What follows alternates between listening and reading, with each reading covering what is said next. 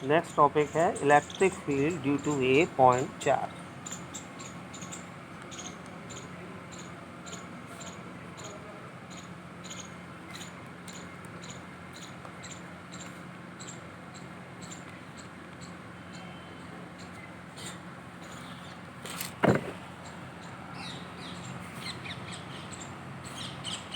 यानी कि electric field को फाइंड आउट करना है किसी पॉइंट चार्ज के कारण, यानी कि सिंगल पॉइंट के कारण।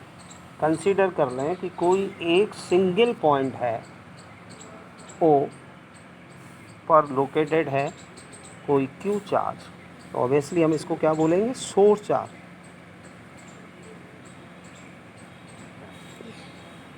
अब इस पॉइंट चार्ज के कारण इलेक्ट्रिक फील्ड निकालना है, तो पीछे हमने आपको इलेक्ट्रिक फील्ड का कंसेप्ट बताया था कि हम क्या करते हैं कि जब कोई भी इलेक्ट्रिक फील्ड निकालते हैं तो किसी सोर्स चार्ज से कुछ डिस्टेंस पर कोई एक पॉइंट ले लेते हैं और वहाँ पर कोई एक टेस्ट चार्ज रख लेते हैं जिससे हम इलेक्ट्रिक फील्ड फाइंड आउट कर सकें।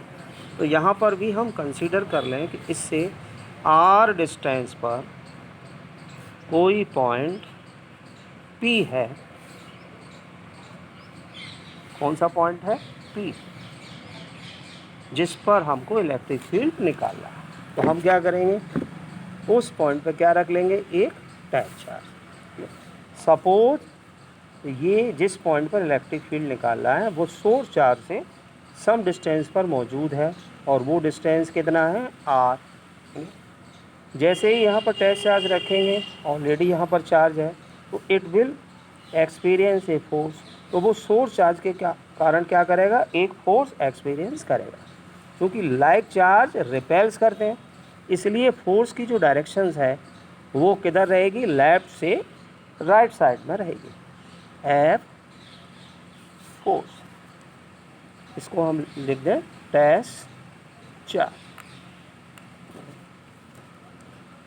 We know that Coulomb's electrostatic force, आपको बताया था कि दो स्टेशनरी पॉइंट चार्ज के बीच में क्या लगता है, कूलाम्स लॉ। तो यहाँ पर भी इन दोनों चार्जेस के बीच में क्या लगेगा, कूलाम्स लॉ लगेगा। तो we know that Coulomb's law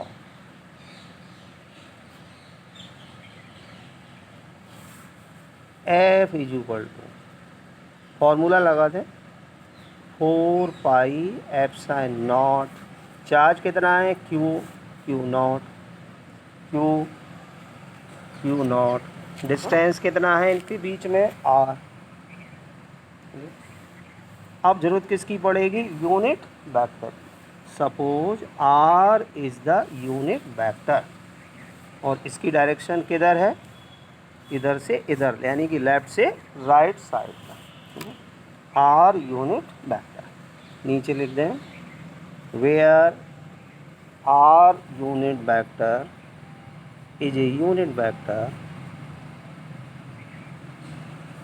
और इसकी डायरेक्शन किधर है, Q से Q naught. Now to calculate electric field, जब फोर्स पता चल गया तो ऑब्वियसली इस पॉइंट पर हम इलेक्ट्रिक फील्ड भी निकाल सकते हैं। और इलेक्ट्रिक फील्ड की डेफिनेशन क्या है, force per unit charge is also called electric field. तो फॉर्मूला लगा दें इलेक्ट्रिक फील्ड का, E is equal to force per unit charge.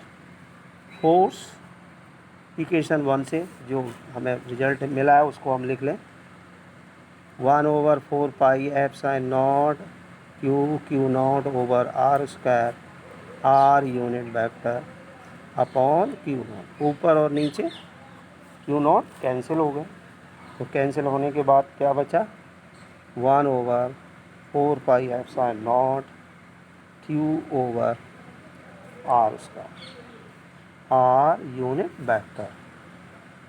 ये हमें किस रूप में मिला है, वेक्टर्स के रूप में। Electric field is also a vector quantity. और अगर हम इसको चाहें तो हम इसको स्केलर यानी कि उसके मैग्नीट्यूड के टर्म में भी निकाल सकते हैं। क्लियर। तो ध्यान रखें, न्यूमेरिकल में हमेशा हम मैग्नीट्यूड का फॉर्मूला ही लगाते हैं।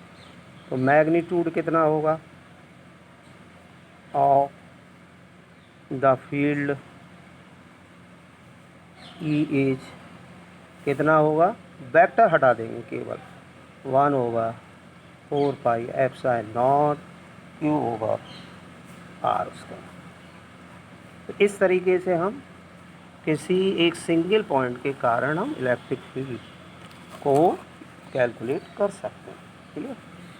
यहाँ पर एक चीज़ आपको याद रखनी है जो बोर्ड में पूछी जाती है कि इलेक्ट्रिक फील्ड और डिस्टेंस, इनके बीच में जो रिलेशन है, और वो रिलेशन कैसा है, इसके स्क्वायर का इन्वर्सली प्रोपोर्शनल।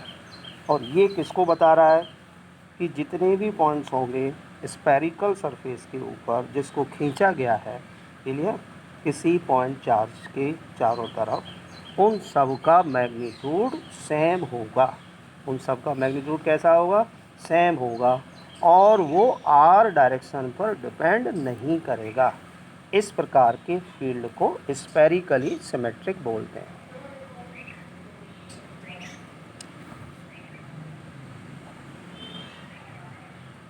क्या बोलते हैं, स्फेरिकली सिमेट्रिक या रेडियल फील्ड बोलते हैं। ये आपको विशेष तौर से यहाँ पर ध्यान रखना पड़ा।